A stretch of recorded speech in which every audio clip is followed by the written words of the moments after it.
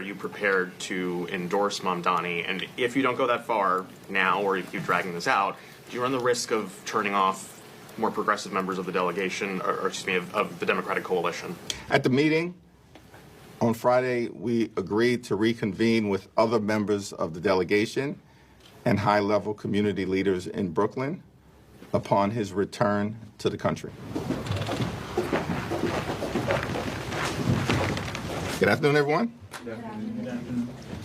Donald Trump is deeply unpopular. The American people clearly recognize that the Trump administration is in free fall and are actively hurting everyday Americans in order to reward their billionaire donors with massive tax breaks.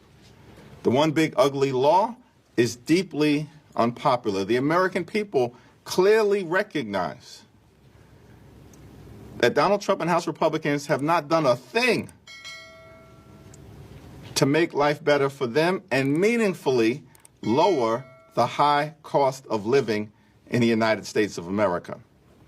Instead, what Donald Trump and Republicans have done is to rip away health care from more than 17 million people and steal food from the mouths of hungry children, seniors, and veterans, while skyrocketing the nation's debt by more than $3 trillion and setting the country on a course toward possible bankruptcy.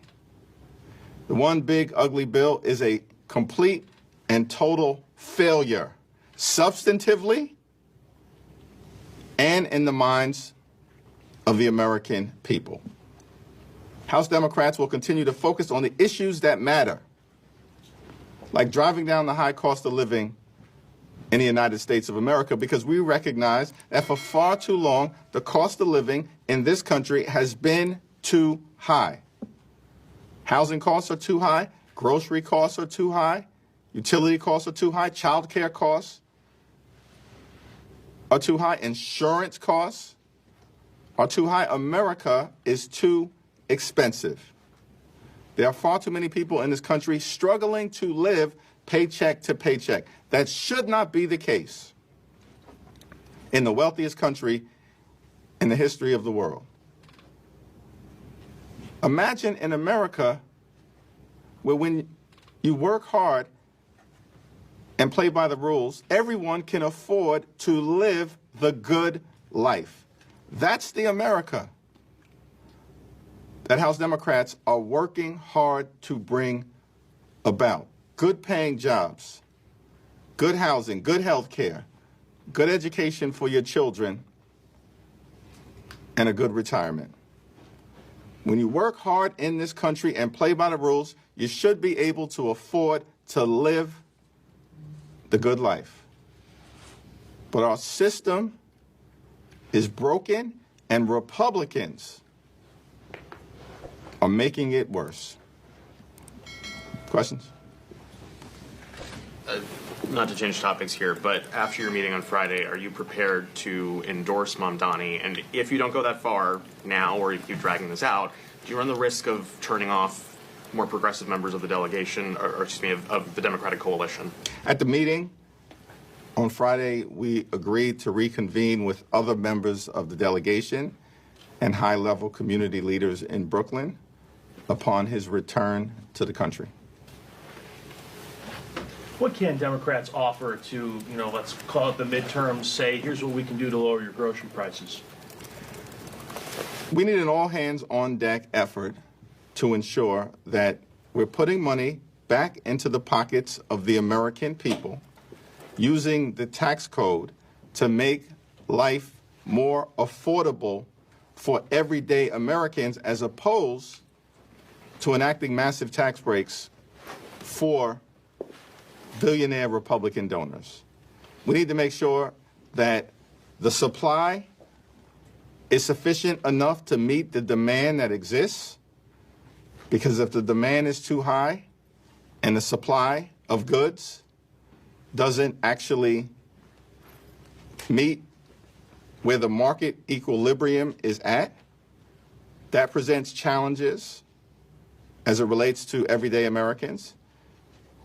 We need to make sure that this country walks away from the reckless Trump tariffs, which are going to increase costs on everyday Americans by thousands of dollars a year.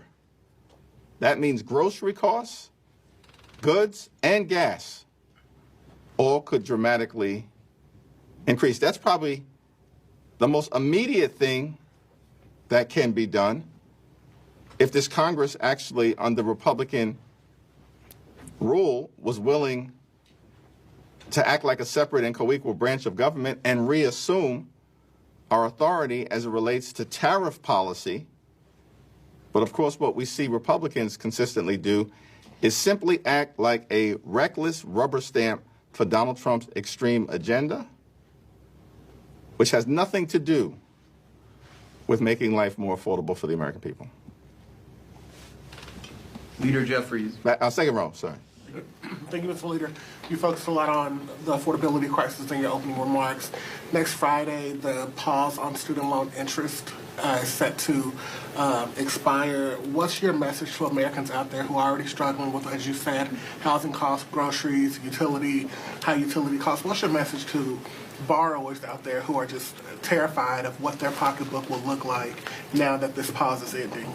Trump administration should reverse its policy, which represents an assault on students, just like we've seen the Trump administration assault veterans, assault homeowners, assault everyday Americans, assault farmers, assault small business owners and entrepreneurs and others. Nothing is being done in terms of the Trump administration and House Republican policy to actually make life more affordable for the American people. These policies actually will hurt everyday Americans on issue after issue after issue, notwithstanding the fact that Republicans spent all of 2024 promising to lower the high cost of living. In fact, Donald Trump said that costs would go down in America on day one. He said that. And yet we've not seen a single thing done to meaningfully keep that promise. No executive actions, no administrative orders, no legislation designed to meaningfully make life more affordable for the American people. And so, as it relates to this student loan policy, it's just yet another example of the Trump administration not giving a damn about the high cost of living in the United States of America, and in fact consistently doing the exact opposite as it relates to providing relief. Do you plan to support the discharge petition from Congressman Khanna and Massey on Jeffrey Epstein? And if so, will you sign on to it? I haven't taken a look at the discharge petition because, as of the moment at least, it will not ripen until after the August district work period. However, I absolutely support full and complete disclosure to the American people. Thanks. Chad. Thank you. Good afternoon. The Republicans made a big deal about how the Biden administration handled the border last year. That was a major issue in the election. But then we have this officer from the CBP who was shot in Manhattan last night, and Republicans are saying, see, this is, part of the policy. People got in the country illegally. They shouldn't be here. What's your response to that when something that tragic happens in your home city? It's my hope that the victims of this criminal act are able to fully and completely recover, and those responsible for the criminal act should be held accountable and prosecuted to the full extent of the law. At the end of the day, we have to make sure in this country that we secure the border, fix our broken immigration system in a bipartisan and comprehensive way, while at the same time standing up for dreamers, farm workers, and law-abiding immigrant families. There are a lot of people throughout this country who now disapprove of the Trump administration's approach to immigration, who were promised that the Trump administration was going to focus on deporting violent felons as opposed to targeting children and law-abiding immigrant families. The Trump administration should spend the billions of dollars in taxpayer resources that it has to make this country as safe as possible by focusing on deporting violent felons, not showing up at Little League baseball games, churches, schools, and hospitals. Leader Jeffries, speaking of that, a lot of your colleagues are supporting the Dignity Act. Are you interested in immigration compromise legislation in this Congress? We have a broken immigration system, and we need to fix it in a comprehensive and bipartisan way. I haven't had a conversation with the authors of the Dignity Act, but I look forward to that discussion to determine if there's a path forward. Thanks. In your interview on CNN, you mentioned blue states that might try to do mid-decade redistricting as a counter to Republicans. You specifically mentioned some that have independent redistricting commissions or that explicitly prohibit mid-decade redistricting in state law. How do you get around that? I think that we continue to have conversations with the state delegations, whether that's in California or New York or beyond, to explore what the opportunities and possibilities are in order to make sure that the congressional map in 2026 is as fair as possible. We also believe that if Texas goes forward with this extreme mid-decade congressional gerrymandering, which shows how desperate these people are because the American people are rejecting them and their policies, including their signature One Big Ugly Law, that there will be several current Texas Republicans who will be made vulnerable in the midterm election, and that they should be careful with what they are doing because many of them may not return in the aftermath of the midterm elections. Third row, thanks. Jeffries, as Democrats try to take back the House in the midterms, will they be focusing on the Epstein files issue, Rep. Conotel Politico, to hammer this issue? Do you feel the same way, and do you think that should be an important issue in the midterms?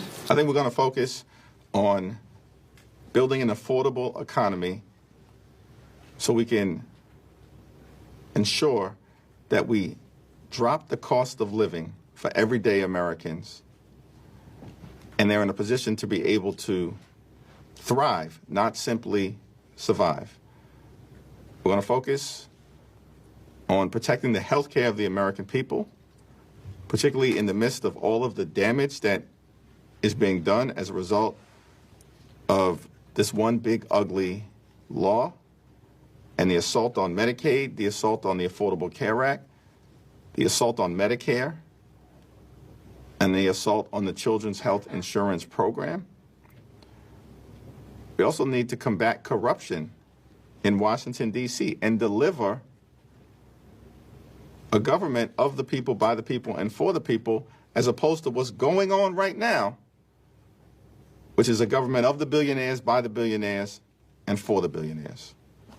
Looking ahead to the September 30th funding deadline, Republicans are expressing interest in more rescissions package. Do you expect House Democrats to take the same position as the last funding deadline, which was opposing the CR and not helping Republicans keep the government open? It's my expectation that if Republicans try to jam a highly partisan spending bill down the throats of the American people here in the House, we'll reject it. Rosa DeLauro will take the lead and has consistently expressed an interest in trying to arrive at a bipartisan spending agreement that meets the needs of the American people in terms of their health, their safety, and their economic well-being.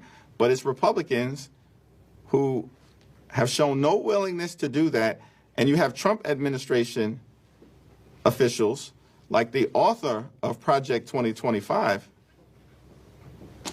saying that we should walk away as Republicans from the appropriations process, which means they want to shut down the government. Thanks. Thank you, Mr. Leader. House Democrats spent last week trying to force votes to release records related to Jeffrey Epstein, and you have said that you support that movement. Why are Democrats just looking at this and pushing for this right now and not really during the Biden administration? I support transparency in terms of the American people. The far right, Donald Trump, right-wing conspiracy theorists and others are the ones who have put this Jeffrey Epstein thing in the public domain. Let's be clear about that. No one looking at the facts disputes that. This isn't anything that any of us as House Democrats have been focused on ever in terms of trying to fan the flames of what may or may not happen. But once it has broken into the public domain, and there's a clear desire on behalf of the American people to get more information, then the right thing to do is to present the facts and the evidence to the American people so that they can make an informed decision about what may or may not have happened and who may or may not be implicated in the Jeffrey Epstein matter. Let's be clear. Let's be clear about the situation here. Jeffrey Epstein was a friend of Donald Trump. Jeffrey Epstein was arrested during the Trump administration. Jeffrey Epstein was detained during the Trump administration. Jeffrey Epstein committed suicide during the Trump administration. Trump administration officials have said prior to arriving in Washington in positions of prominence, including at the FBI and the Department of Justice, that they were going to release the Epstein files. Trump administration officials are now in a position to release the Epstein files. Does any of that, in your view, have anything to do with President Joe Biden? Why do we think President Joe Biden or President Barack Obama's names are being invoked? Because Donald Trump is running scared. And the Trump administration is running scared. What are they hiding from the American people? Release the files so that the American people can make a decision on their own. This has nothing to do with a Democratic-led conspiracy theory. And the facts and the chronology make that clear. Thank you, Leader. I'm curious, what do you think the message is being sent to? Have you asked the question already? No, I just got it. Okay, all right. I'll vouch for it. That's all right. Thank you. What kind of message do you think it sends to voters in your party that you have still not endorsed the party nominee for mayor in your home city, in your home state? We had a constructive and a candid and a community-centered meeting that lasted for over an hour on Friday, and we agreed at that meeting to reconvene upon his return back into the country. Thanks. I've got two, Mr. Leader, if you'll allow. The first one is on redistricting. If you have concerns, or if you're hearing concerns from your members in places like California or New York about the same thing you just raised, that in Texas, if redistricting happens this year, that you may dilute blue districts and make them more competitive, if you're hearing any concerns. My second question is just that it's been a year since the news broke that President Biden was not going to run for re-election. If you generally can just talk about what lessons the party has learned since then. The Texas map is already gerrymandered, which is why Texas Republicans are walking themselves into a dummy mander where they are going to create competitive districts currently held by Republican incumbents, because it's hard to further gerrymander a map that is already designed to protect far-right Republican extremists who serve in the House of Representatives right now. With respect to any ongoing conversations in terms of New York, California, or beyond, I'll defer to the chair of the California delegation, Zoe Lofgren, and the chair of the New York delegation, Jerry Nadler. Last question. Jeffries, kind of off topic a little bit, but a recent poll just came out and it said that 41 of Democrats don't believe that Donald Trump legitimately won the 2024 election. That is despite the fact that nobody among Democratic leadership has questioned the results of the election. In fact, the opposite. What do you make of such a vast disconnect between your base and leaders on this very issue? As you've pointed out, during the opening day of this congressional session, I congratulated the new president on winning the general election, and not a single Democrat, as far as I can tell, challenged the certification. Because we're not election deniers, and obviously we've seen very different behavior from the other side of the aisle. Thank you. Thank you.